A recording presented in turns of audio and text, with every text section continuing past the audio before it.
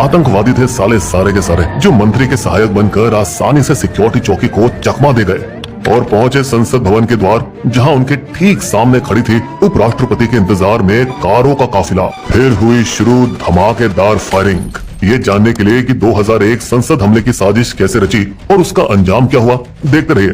लेकिन उससे पहले लाइक, सब्सक्राइब और शेयर करना मत भूलिएगा। जब दिसंबर 1999 में पाकिस्तानी आतंकवादी मौलाना मसूद अजहर की जेल से रिहाई हुई, इंडियन एयरलाइन की फ्लाइट IC 814 में अपहरण किए गए 155 यात्रियों के बदले में, तब मसूद ने बदले की आग में हिंदुस्तान के धड़कते दिल उसकी संसद पर हमला करने का फैसला लिया। जैसे ही मसूद अजहर पाकिस्तान लौटा, उसने इस मिशन के लिए 5 फिदाइनों का एक सुसाइड दस्ता बनाया, जिसकी अगुवाई मोहम्मद उर्फ सनी अहमद काजी को सौंपी। IC 814 के हाईजैकर्स में से एक। जब मसूद अजहर जम्मू के कोट बलबल जेल में था, तब उसने भापा था दिल्ली में और यहाँ तक कि संसद भवन के आसपास भी सुरक्षा कमजोर है, हम इसका फायदा जरूर उठाएंगे। उसको खबर थी कि संसद की ओर जाने वाले मुख्य रास्ते पर ना तो कोई खास नाकाबंदी थी और ना ही कोई ज्यादा CCTV कैमरे, बल्कि वो फिदाइनों को मेन संसद के मुख्य द्वार तक ले आता, जो थोड़े छल कपट से आसानी से पहुंचा जा सकता। प्लान ये था कि जैसे ही फिदाइन मुख्य द्वार गेट नंबर 1 पर पहुंचेंगे, वो चलती गाड़ी से कूदेंगे और निकलते वक्त कुछ ग्रेनेड कार के अंदर फेंकेंगे। कार की गति उसे आगे के द्वार गेट 12 की ओर ले जाती, जहां ग्रेनेड विस्फोट होता और अफरा तफरी जो मचती, उसका फायदा उठाकर वो मुख्य द्वार 1 के अंदर भागकर सेंट्रल हॉल में घुसते, जहां संसद की सेशन जारी होती है और सभी सांसदों को घेर कर बंधक बना लेते। फिर वो मसूद अजहर को कॉल करते, मसूद भाई, जैसा आपने कहा मैंने किया। अब पूरा हिंदुस्तान मेरे इशारों पर नाचेगा। प्लान को अंजाम देने के लिए मसूद ने 35 वर्षीय गाजी बाबा को चुना, एक पाकिस्तानी नागरिक जो कश्मीर के पहलगाम में चुपके से रहता था, जिसने फिदाइन दस्ते को शरण दी और दिल्ली भेजने का इंतजाम किया। दिल्ली में उनका साथ देने के लिए गाजी बाबा ने JKLF के पूर्व आतंकवादी अफजल गुरु को चुना, जो आतंक त्यागने के बाद मेडिकल उपकरण बेचने लगा था। पहले तो अफजल गुरु ने गाजी बाबा को मना ही कर दिया, 10 लाख रुपए, और उसे जब अच्छी खासी रकम की लालच दी गई तो वो इनकार नहीं कर सका। अफजल ने 5 फिदाइनों को 2 हिस्सों में बांटकर दिल्ली के अलग अलग इलाकों में छिपाया। सभी को लोकल कंप्यूटर ट्रेनिंग सेंटर का फर्जी पहचान पत्र दिया। दोनों साथ करोल बाग इलाके गए, जहां से एक एम्बेसडर गाड़ी खरीदी और कश्मीरी गेट से लाल बत्ती भी ली, जिसका इस्तेमाल हमले के दिन पुलिस चौकियों को चकमा देने के लिए किया गया। हमले से 1 हफ्ते पहले अफजल आतंकवादियों के साथ पुरानी दिल्ली भी चले, थोक मसाला बाजार खारी बाउली, जहां से उसने ढेर सारे सुर्ख मेवे खरीदे, लंबी घेराबंदी की आशा रखते हुए, और हाँ, काले बाजार से बम बनाने के लिए केमिकल भी। तैयारी पूरी करके सब निकले पुरानी दिल्ली के प्रसिद्ध होटल करीम के लिए, जहां उन्होंने नल्ली निहारी और मटन कबाब खूब चाव से ठूसा, क्योंकि ये शायद उनकी जिंदगी की आखिरी दावत थी। 13 दिसंबर 2001 की सुबह फिदाइन अपने साधारण कपड़ों के नीचे हरे रंग की मिलिट्री पोशाक पहनकर हमले के लिए तैयार हुए।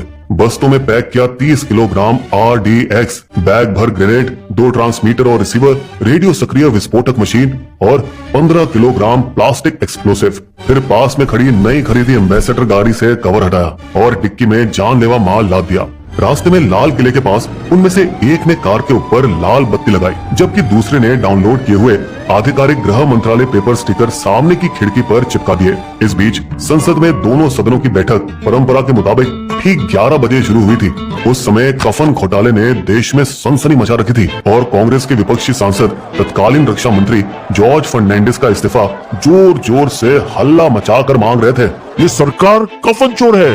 इतनी चिल्लम चाली हो रही थी कि स्पीकर को 11:20 पर ही सदन स्थगित करना पड़ा, बजाय दोपहर 1 बजे के, जो उसका सामान्य समय है। सरप्राइज ब्रेक का फायदा उठाते हुए सांसद बातें करते हुए दिसंबर की इस ठंड में सूरज की रोशनी में निकल आए। कुछ सांसद अपनी गाड़ियों में बैठे और दूसरे कामों के लिए रवाना हुए, पर फिर भी 200 से अधिक सांसद भवन के अंदर ही रहे, कुछ सेंट्रल हॉल में और कुछ लाइब्रेरी में, जिनमें थे गृह मंत्री लालकृष्ण आडवाणी, सूचना एवं प्रसारण मंत्री सुषमा स्वराज और कानून मंत्री अरुण जेटली। पास में ही सफेद एम्बेसडर गृह मंत्रालय की गाड़ी की आड़ में बाहरी सुरक्षा घेरे को आसानी से पार कर संसद भवन आ पहुंची। हुआ यूं कि उपराष्ट्रपति कृष्णकांत उस दिन संसद में उपस्थित थे और उनकी गाड़ियों का काफिला गेट 11 के बाहर उनका इंतजार कर रहा था। गाड़ियों के बगल में CRPF की एक सतर्क महिला कांस्टेबल कमलेश कुमारी चौकसी कर रही थी। अभी अभी ही वो ब्रावो कंपनी की सदस्य चुनी गई थी, जो सत्र के दौरान संसद की सुरक्षा करती है। कुमारी अपने काम को बहुत गंभीरता से लेती थी। तेजी से गाड़ी चलाओ, आज हमारे राष्ट्रपति आ रहे हैं, मुझे वहाँ जल्दी पहुँचना है। सबसे पहले उसकी नजर गाड़ी पर गई और दृश्य देखते ही एहसास हुआ कि कुछ गड़बड़ है। तुरंत उन्होंने निर्देश दिए अपने बगल में खड़े watch and ward staff JP Yadav को। जेपी जी, वो गाड़ी में कौन है, चेक करो।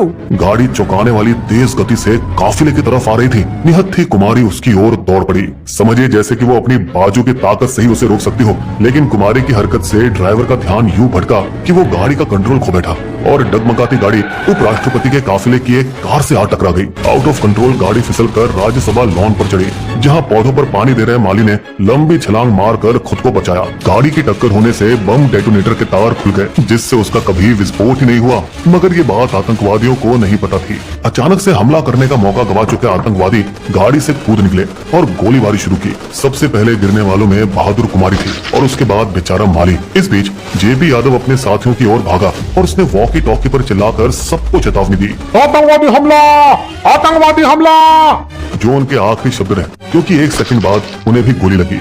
आतंकवादी भागकर मेन गेट नंबर 1 की ओर दौड़े सेंट्रल हॉल में घुसने के लिए। भागते समय उन्होंने अपने आम कपड़े उतार फेंके ताकि जो हथियार वो अपने हरी मिलिट्री पोशाक पर रखे थे उसका आसानी से इस्तेमाल कर सकें। इस बीच सांसदों की सुरक्षा के लिए विशेष रूप से तैनात वॉच एंड वार्ड स्टाफ ने सांसदों को जल्दी से अंदर किया। अंदर चलिए, अंदर चलिए, और अंदर मौजूद सांसद को निर्देश दिए, बेंच के नीचे छुप जाइए। कुछ सांसद जो छुप छुप कर एक्शन देखने की कोशिश कर रहे थे, उन्हें वॉच एंड वार्ड स्टाफ गोदी में उठाकर अंदर ले गए और अब आनंद फानन में बिजली की गति से संसद भवन के सभी साइड दरवाजों को बंद करना शुरू किया। लेकिन मेन दरवाजा खुला रखा गया ताकि कुछ बचे सांसद अभी भी सुरक्षा कर्मियों के घेरे में अंदर आ रहे थे। इसी खुले दरवाजे को निशाना बनाया फिदाइन स्क्वाड लीडर मोहम्मद और तेजी से भागा उसकी ओर गोली चलाते हुए, जिसमें 2 और वार्ड कर्मचारी शहीद हुए। सीढ़ियों तक पहुंच चुका था, बस कुछ और कदम बाकी थे और वो संसद के अंदर जा पाएगा। और ऐसा होने ही वाला था कि दरवाजा उसके चेहरे पर जोर से बंद हुआ। खंबे के पीछे छिपे हेड कांस्टेबल वाईबी थापा ने घुसपैठियों पर गोली चलाई और कांस्टेबल सुखविंदर सिंह ने भी जालीदार दीवार के पीछे से कई दिशाओं से गोलियां उसके शरीर को चीरती हुई गई, जिससे उसके बदन पर बंधे बम एक के बाद एक फूटने लगे और वो जहन्नम पहुंच गया।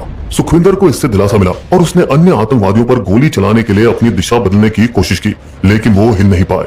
नीचे नजर फिराई तो देखा कि पेट में लगी गोली से जोरों से खून बह रहा था, लेकिन इतने जुनून में थे वो कि उन्हें गोली लगने का एहसास तक नहीं हुआ। उसने घाव को हाथ से कसकर दबाया और लंगड़ाते हुए सीआरपीएफ तंबू की शरण में पहुंचे। थापा को भी 2 गोलियां लगी, एक जांघ और एक घुटने पर, लेकिन वो जानलेवा घाव नहीं थे। गोलियां सभी दिशाओं में उड़कर दीवारों पर निशाना बना रही थी, जिससे अंग्रेजी रेत से बनाए चूने पत्थर की दीवार टुकड़े टुकड़े हो रही थी। मुख्य दरवाजा बंद होने पर बचे 4 आतंकवादी अंदर घुसने का कोई दूसरा रास्ता तलाशने की कोशिश में संसद भवन के चारों ओर भागने लगे। 3 एक युवा CRPF constable D Santosh Kumar की फायरिंग लाइन के ठीक सामने आए तो कुमार ने अपनी सेल्फ लोडिंग राइफल से निशाना साधा और कुशलता से एक एक करके तीनों को मार गिराया।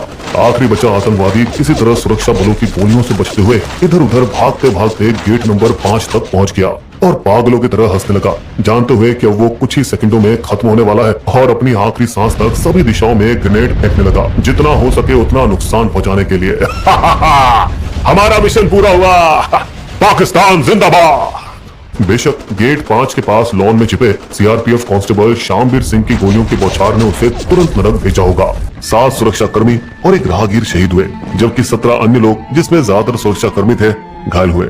ये 30 मिनट का हमला जो आखिर में 12:15 बजे समाप्त हुआ, लेकिन करीब 3 घंटे बाद ही सांसदों को बाहर निकालने की इजाजत मिली। ये भारत के लोकतंत्र, इसकी पवित्र संसद और इसके चुने हुए सांसदों पर सीधा हमला था।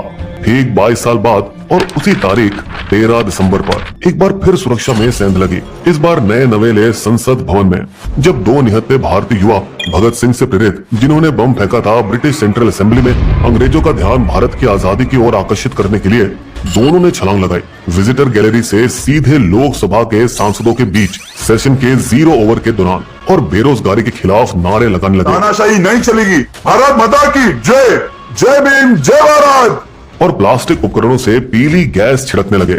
ठीक उसी समय उनके 2 अन्य साथियों ने संसद के बाहर यही हरकत की। गजब से इन चारों युवाओं को इस तारीख का महत्व पता ही नहीं था और दिनों का मिलना महज एक संयोग था, क्योंकि प्रदर्शन का प्लान पिछले दिन के लिए बनाया गया था। सांसद उन पर टूट पड़े और उनकी जोरदार पिटाई हुई, जिसको गुमराह युवाओं ने बिना प्रतिरोध सहा। इस हरकत ने सुरक्षा कर्मियों के मुंह पर जैसे अंडे फेंके कि इन नौसिखियों ने उनके सिस्टम में छेद दिखा दिए। संसद की 4 स्तरीय सुरक्षा में एक खामी थी, और ये वो कि आने वालों के जूते उतार कर चेक नहीं किए जाते। इसका पता उन्हें तब चला जब पिछली जुलाई विजिटर पास पर पुराने संसद भवन की टोहली, एक कमी जो नए वाले भवन में भी सुधारी नहीं गई। तो उनमें से एक ने अपने शहर लखनऊ में खास ऐसे जूते बनवाए जिसमें प्लास्टिक से बने गैस कैनिस्टर छुपा सके, ताकि मेटल डिटेक्टर इसे खोज ना सके। चुनाव से पहले जब इस सुरक्षा उल्लंघन का शोर मचाने लगे तो दोनों सदनों के 146 विपक्षी सांसदों को निष्कासित कर दिया गया। खतरनाक यूएपीए कानून के तहत मामला दर्ज होने के बाद शायद कभी नौकरी ही नहीं मिल पाए।